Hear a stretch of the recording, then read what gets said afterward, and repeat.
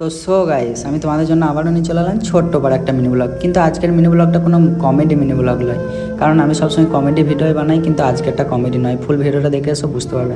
আজ আমি সকাল সকাল বেরিয়ে পড়লাম, কারণ আমাকে সমাজগিরি বন্ধু কল করলো, বললো চল বাজার যাবো। তাই দুজন মিলে বাজার যাওয়ার উদ্দেশ্যে আমরা বেরিয়ে পড়লাম।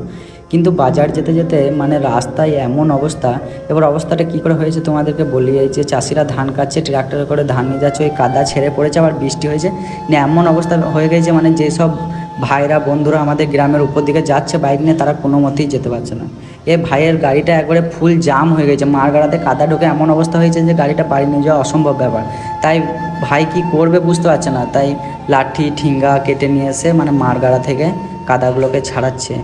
এই ভাই তো এইসব করছে, এইদিকে আর এক ভাই কি করছে দেখো, একজন পানি ছিটাচ্ছে, জল দিচ্ছে যাতে কাদাগুলো নরম হয়ে যায়, আর একজন কাঠি করে ছাড়াচ্ছে।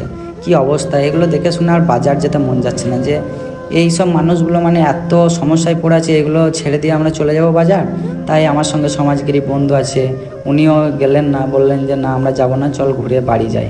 তাই আমরা দুজন মিলে ঘুরে বাড়ি কেন যাচ্ছি, মানে আমরা ওনাদেরকে ছেড়ে দিয়ে বাড়ি চলে যাচ্ছি সেটা নয়, আমরা থিয়া আনতে যাচ্ছি।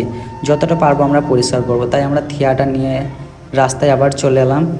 আসার পরেও দেখছি সেই বন্ধু এখনও পর্যন্ত কাদা ছাড়াচ্ছে বাইকে, মানে এখনও পর্যন্ত কাদা ছাড়িয়ে বাইকটাকে নিয়ে যাওয়ার সামর্থ্য ভাইয়ের হয়ে ওঠেনি।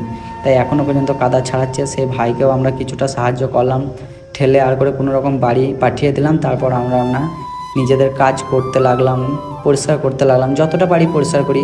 আর এই বিড়ি